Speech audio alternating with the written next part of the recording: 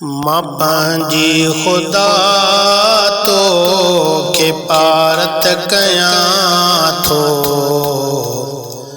सिवा तुंहिंजे चारो न काथे ॾिसां थो। मां पंहिंजी ख़ुदा तो खे पारत कयां थो, सिवा तुंहिंजे चारो न काथे ॾिसां थो। फज़ल सां हलायो मिठा हेल ताईं, ककर करम जा तो वसाया सदाईं।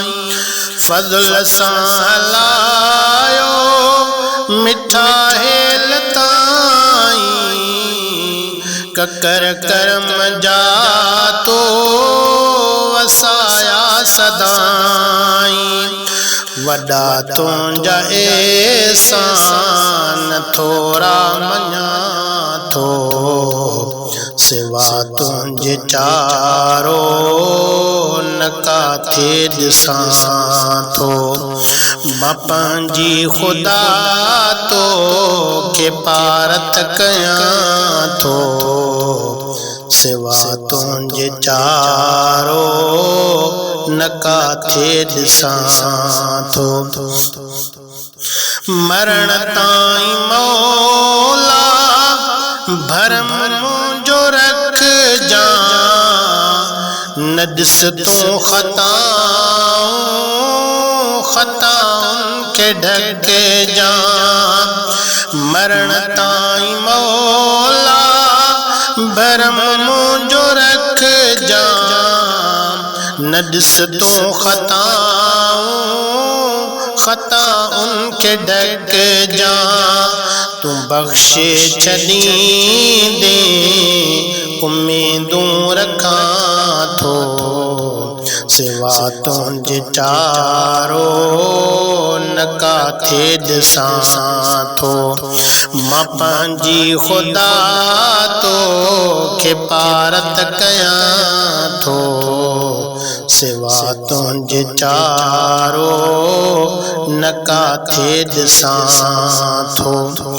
ॾिसां ॿे नदर ॾे अचां तुंहिंजे दर ते, क़बूले न दिल अहिड़ी कहीं ॿे असर खे।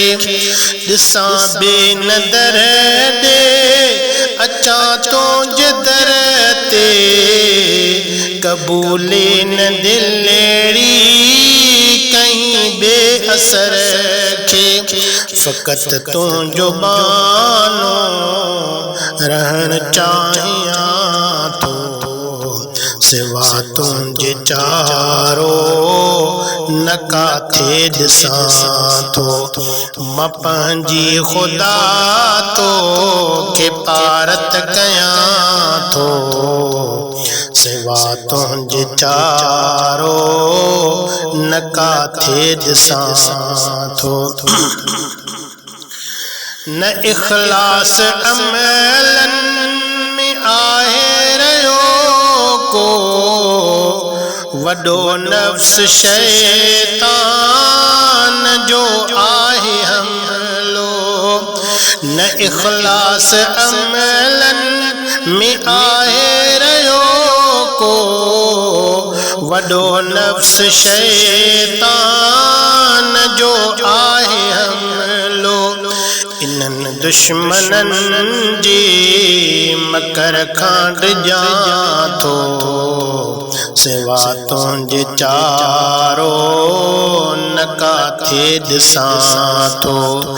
मां पंहिंजी ख़ुदा तो खे पारत कयां थो, सिवा तुंहिंजे चारो न काथे ॾिसां थो।